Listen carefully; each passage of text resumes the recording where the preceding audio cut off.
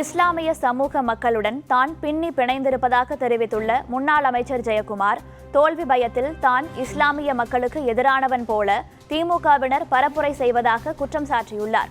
அமெரிக்காவில் இருந்து வேட்பாளர்களை இறக்கினாலும் ராயபுரத்தில் தான் வெற்றி பெறுவது உறுதி எனவும் அவர் தெரிவித்துள்ளார்.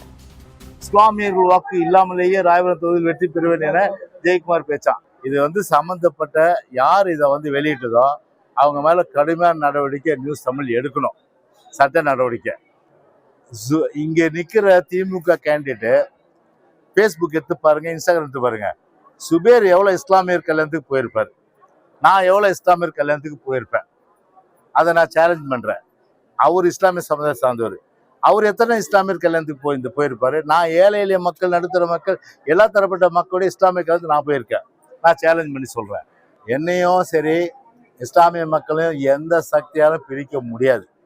எனவே ஒரு சிறுபிள்ளைத்தனமான ஒரு எல்லாமே ஒரு நகைப்புக்குரிய ஒரு சிரிப்புக்குரிய விஷயமா தான் நிச்சயமா பார்க்க முடியாது.